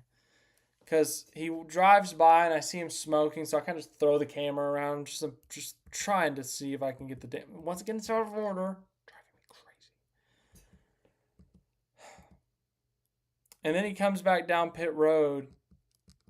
And like you could see like sparking coming out. So some bar was broken, it looked like, but I don't know. Zilich, Larson again, Harrison Burton, Sheldon Creed. Man, that car ended up not looking like that at the end of the race. Yes, they do have a banner for Tony's helmet throw. They have like Bristol's greatest moments on one side of the track. The other side of the track, they have like Bristol's greatest legends, and you'll see them later. I took pictures of them, all of them. What is the capacity of Bristol? I think it's like 100,000, maybe.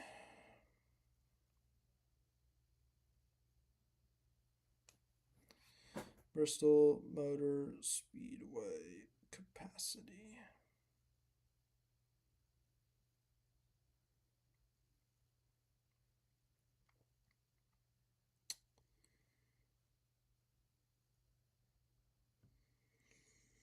Oh my goodness.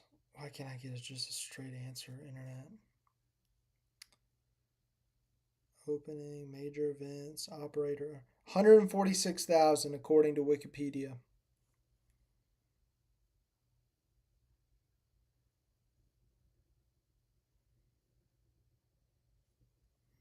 There you go.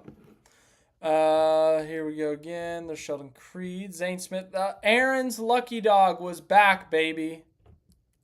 Oh, it's so cool. I love that paint scheme. Denny Hamlin. Oh, I thought this paint scheme was cool. The flannel or whatever that the dude in the Busch beer commercials wears. Oh, it's such a God. Air Force always has a 10 out of 10 paint scheme. It's amazing. I forgot to switch hats back to Bristol. Apologies, Bristol. No way, did they actually? That's so cool.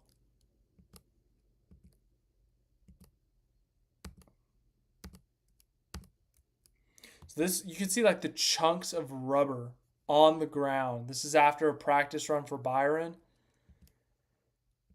I mean, just look at that. It's shredded up here. Shredded. Here's Busher. Kyle Busch. Byron at some point inspecting something on the car. Once again, we're out of order. It's killing me. Here's where I went through the legends or whatever. Bristol, the Allison family. David Pearson, Dale Earnhardt, Rusty Wallace, Richard Petty, Jeff Gordon. Then we go back over here. Cale Yarborough, Darrell Waltrip, Alan Kulwicki, Junior Johnson. I think that's it. I think.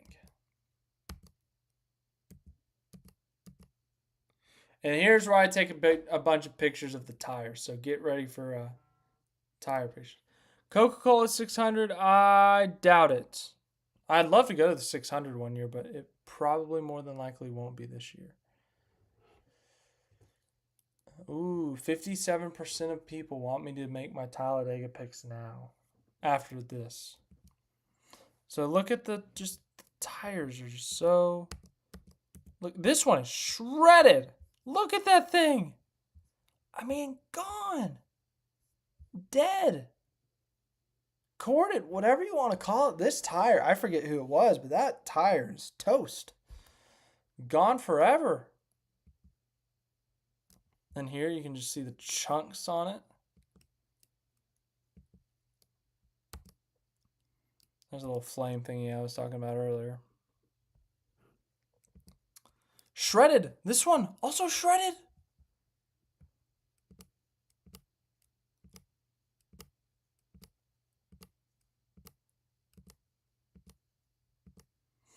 Yeah, Jesse Love made his Cup debut. Well, I stood by his car, so we'll talk about that a little bit more later. But there's chunks of rubber on the ground. 6, 35, 33, 33, 5, 77, 21. Just a random chunk of... I'll delete this at one point, but just thought it was interesting. Bowman again. The eventual pole sitter, by the way. Wow, what are the odds? Like back-to-back. First place, second place in qualifying. Is next Larson? Okay, it's not. That would have been cool, though. Okay, McDowell. Larson, literally. Dylan. SVG. Very colorful paint scheme this week, by the way. Larson again. Bowman. Alex Bowman, pole winner. And we're back to cars on track. Once again, out of order. It's killing me. It's driving me crazy. Xfinity pre-race. Back to Alex Bowman on the pole. Oh, my goodness. Oh, this is so funny. Some colleague pit crew members were playing football before the race. They were like throwing it around. Then they started kicking like fake field goals. So I got like the process of them kicking. So there's the follow through right there. Well, I guess it's in the wrong order. But here we go. Maybe I'm backwards. Maybe I'm the one that's crazy. But also another funny thing. I think I did some close-ups of the football at one point. You'll see what I mean later.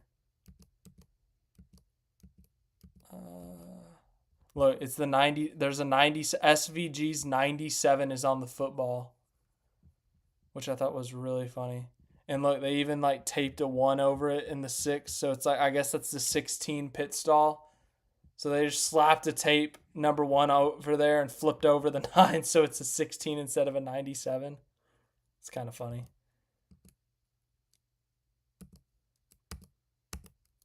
Harrison Burton.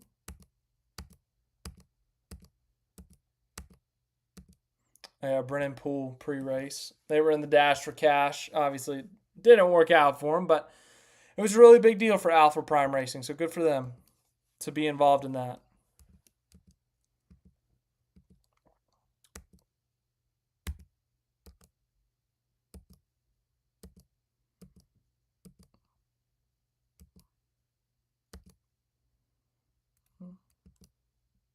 Oh yeah, this lady. I took a picture of this because she's like leaning out of this pace car or whatever, like taking a video of her in the track. I don't know, just kind of interesting.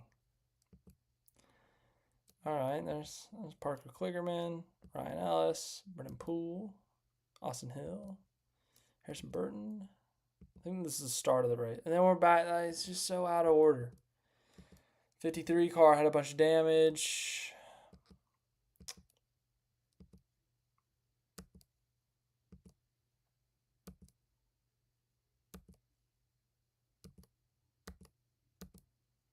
Here we go. We're back to the damage. I already showed you guys some of these pictures, but yeah, the 44 and 00 just destroyed. So there was some debris a fan showed me. I did not have my long lens, so I couldn't really see the debris. I was going to take pictures of the damage, so I needed my close-up lens so I could actually like get a picture of the whole car. But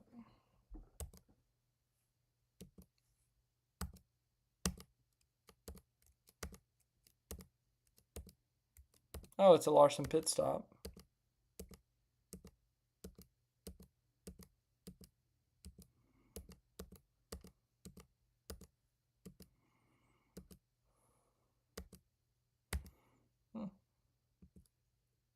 Restart, restart, restart, restart.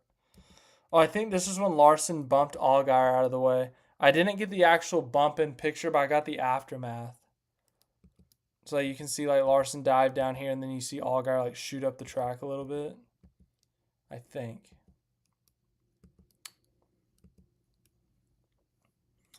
There's that one. There's Larson ahead. Larson ahead. They are side by side. Maybe this was the bump and run.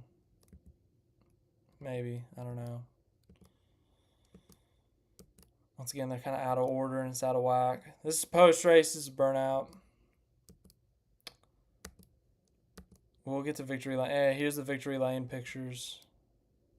There's him driving up victory lane. Oh my goodness. I took my headphones off because I thought, yeah, I'm going to be right next to the car, but I thought surely he's doing the sharp turn up a roof. Like, he's not going to accelerate that hard. And he's doing this burnout, which is fine. He's still far away, but when he gets there and he turns the corner, he like guns it. My ears are like, so, but yeah. Anyways, victory lane. Get out of the car. Checkered flag. With his team. On the phone with Rick Hendrick, I'm assuming.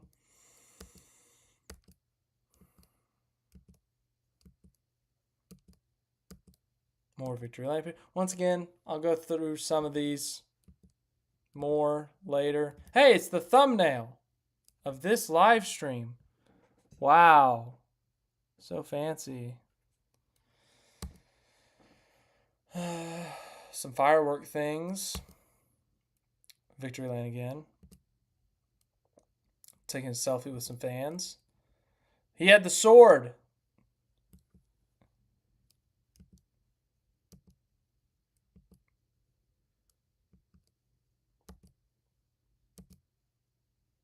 Now, this is crew chief's first win, I think, as a crew chief in the Xfinity series, so that was a big deal for him.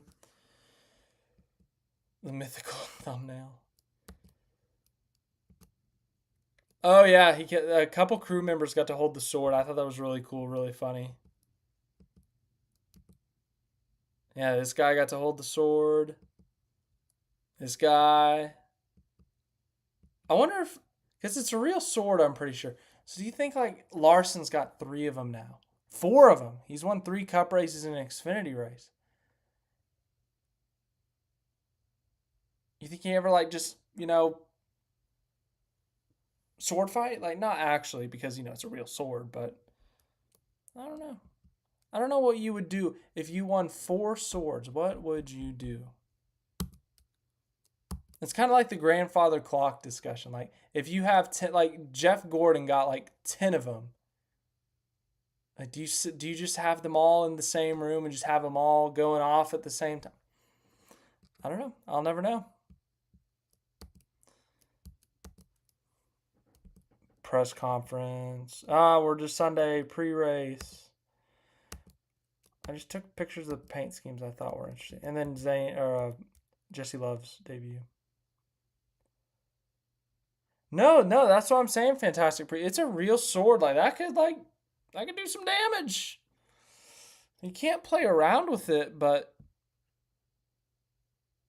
you could make some cool pictures with it. Lucky dog. 88. 1. 60. Fantastic Priest. It's your goat.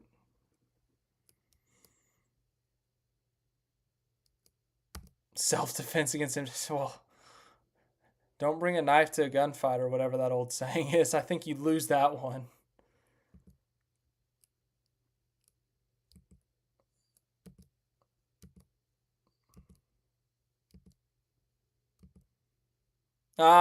Sunday morning when I still thought tires were going to be a discussion, so I kept taking pictures of them.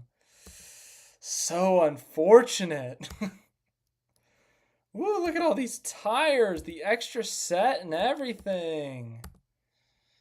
Man, that's unfortunate. Might have to get rid of some of those. Yeah. Yeah. Oh, I just thought this was cool. I thought the big screen. Oh my goodness. I am not a fan of heights. There are dudes literally walking up here in the big screen during the race, like making sure everything's operating and whatnot. And I started sweating just at the thought of being up there. And there's like this little elevator that pulls you up, and it's like a one-man thing. Looked horrifying to me. This is, oh man, Johnny Bench, I think is his name. Baseball Hall of Famer. He was there. Eric Jones. Tires. Larson. And I started getting, pre-race, I started doing some angle fancy stuff. So. Oh yeah, Hosevar was wearing a cowboy hat. That was funny. Logano. Jamie, it's your goat. Chastain. Prosper protects his zone. Cindric. Ty Dillon. And Cindric in the background. Larson. Josh Bilicki. Chastain again. Josh Bilicki again. Chastain again. Jesse Love, right before his Cup debut. As I said, you're going to see a lot of Jesse Love pictures here in a minute. So if you're a Jesse Love fan, prepare yourself. SVG. Kyle Larson. Once again, it's out of order and it's killing me. Michael Waltrip. Jesse Love's car pre-race. I think this is where we get to all the Jesse Love pictures. Okay, we're back to Tyler. Right, this is back before the drivers' meeting. Riley Herbst. So yeah, Jesse Love, Cup Series debut. Where did he end up finishing? I think he finished like 30th, maybe. He qualified 19th, which was like actually pretty impressive. First time in a Cup car, and it's at Bristol of all tracks. Like, that's pretty. It's pretty interesting choice. But let's see here, Jesse Love. He finished 31st. I was close, but yeah, quite the Cup debut. But I mean, he qualified next to Chase Elliott. So you got Alan Gustafson, Chase Elliott's crew chief, talking with him pre-race. I gotta click over here again. My bad. At one point, Chase Elliott. Yeah, here we go. Chase Elliott spoke with him for a minute. I mean, they talked for a solid minute or two, but as you can see, and they all just chatting it up. He got interviewed by the TV people, like the at-track TV people. Oh, this is so fun. They got a giant motorized shopping cart because it's Food City, which is like a grocery store.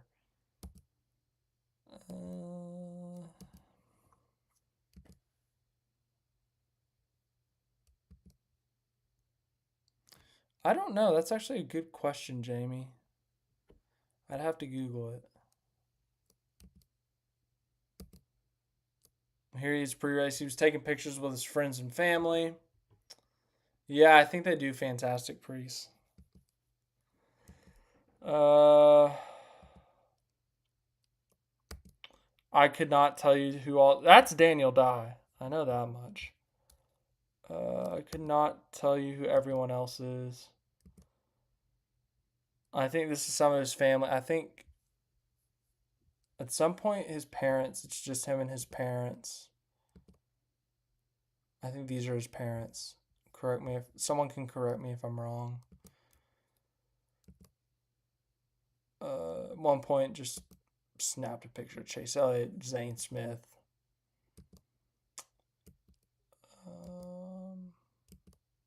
Here's during the invocation. Zane Smith, random appearance. Oh, that will be trashed later. But I don't think I took a picture, but I know I took a video. Jeff Gordon here came over to, I guess, just wish him good luck for his Cup debut. So that was pretty neat if you're Jesse Love. And here he's in the car, getting in the car and whatnot. And once again, it's out of order.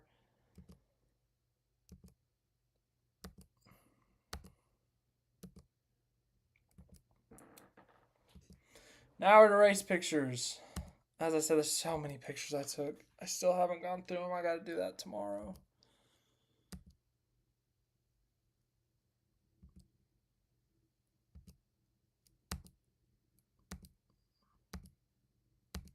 I might overrule the vote that you guys did. I'm not going to lie.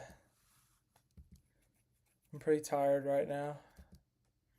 We've been going on a while. Yeah, that won't make the cut. That's gone.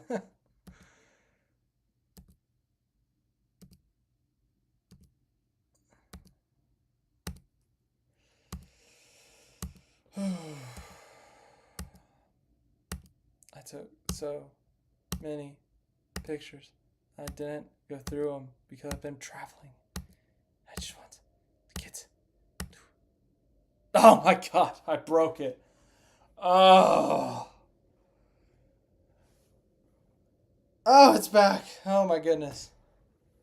I might have fallen asleep a bit. Like, okay, yeah, great, fantastic, cool, great. God, I gotta go through these once again. Just so bad. Some of these are terrible. Like, what am I gonna do with this? Nothing. It's gonna go to the trash. Ooh, I need some battery. All right, we gotta go quicker. I need some battery here. Rapid fire, baby. It's a great question. I don't actually know. Wish I could tell you. Reddick is so close to the inside wall. I mean, he's not like on it, but for pit road, like look how far everyone else is. I don't know.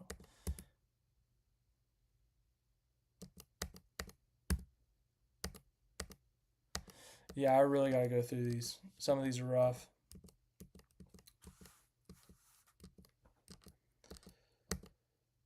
All right, we gotta be getting close to the race, right? I think this is during the race. Okay, so it's a Food City 500. As I said, groceries. They store things in these grocery carts. It's really funny. Fire extinguishers, brooms, the kitty litter stuff. It's very interesting. Jamie, I'm glad you're enjoying the live stream. I appreciate you being here. Oh, that is blurry. Oof.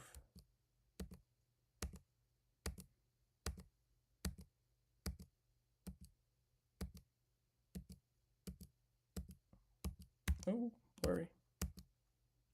Ah, here's when I went up on the fence. As I said, like, look how far down they are. It's crazy, man. But yeah, this was interesting. You had to like lay down or like sit down at a weird angle to try to get pictures. It's kind of interesting, kind of exciting. It's got really cool though.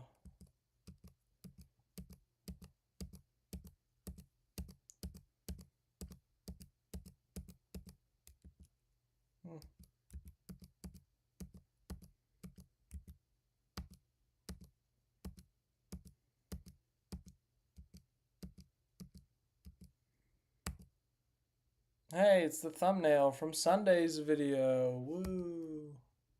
Hey, it's the thumbnail from this live stream. Woo. No way.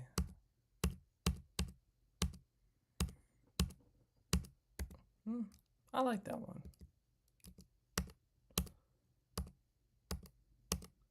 Oh, that's a rough one. Ah, yes, Bowman with the engine expired. Let's get close to cropped.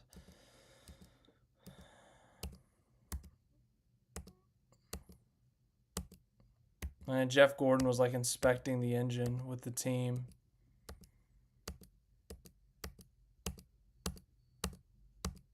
Oh, blurry.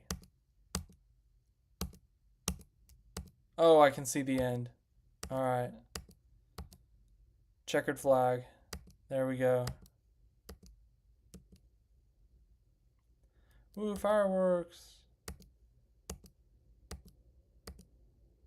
Burnout. Yeah, it's out of order, but you can see the... Oh, there's a close-up of Denny Hamlin.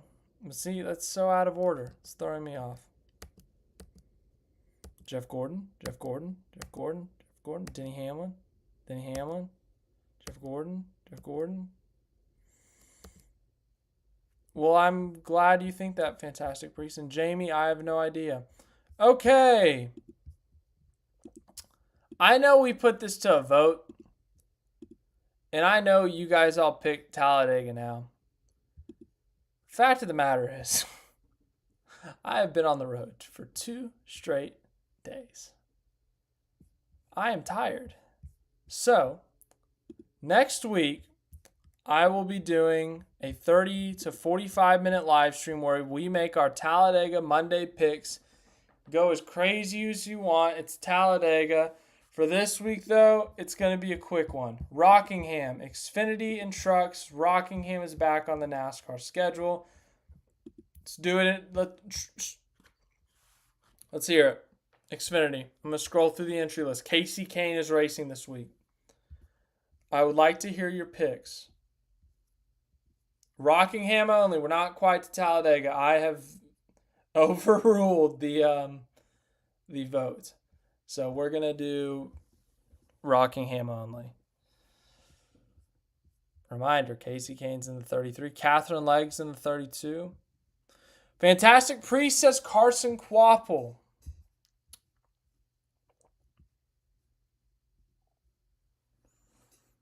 Anyone else? Anyone else? Monday picks. Let's hear it. Rockingham. Xfinity. Let's go. Let's go crazy. All right. I'm going to go with... I'm going to be fun today. I'm going to go with Casey Kane. That's just fun. It's a fun story. Connor Zilic is Jamie's pick. Yeah, I'm going to go with Casey Kane. I think that's fun. It sounds so fun. So why not? All right, moving on to the truck series. As I said, this is going to be a quick one because it is almost 10 p.m. Brandon Jones, okay. Cool. Norm Benning. Oh, yeah, baby. Sammy Smith's in the 07. Okay. Corey Day's in there. Parker Kligerman. Okay.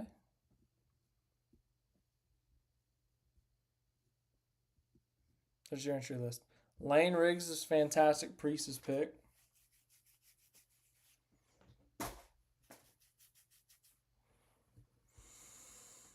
Oh, Timmy Hill's in there. That's cool. Bailey Curry. Caden Honeycutt. You know what's funny? I am from Texas. State is so big, I have no idea where these two are. These two cities. No clue. Corey Heim is Jamie's pick. I'll agree with you there, Jamie. I'm going to go boring for the trucks here. I'm going to go Corey Heim. So I'm going to go Casey Kane, Xfinity, Corey Heim, and trucks. Timmy Hill, your iRacing Invitational Texas. Hey, that's right. We had a great time when Timmy Hill was dominating NASCAR for those few months. All right, guys. As I said, I'm really tired. I've been traveling for the last 2 days straight. So I'm going to try to get some sleep here. Any NASCAR news that happens this week, I'll do my best. We got the Xfinity and Truck Series. No Cup Series this week. We do have F1 on Sunday, though. Don't know what I'm going to do there. Anyways, thanks for watching. Hope you enjoyed. Really appreciate all the support over the last couple of weeks. If you haven't seen my Darlington throwback story, please go see it. Really enjoyed making that. Put a lot of effort into it. So, yeah, but once again, thank you guys for your support. I love you all, and see you guys in the next video.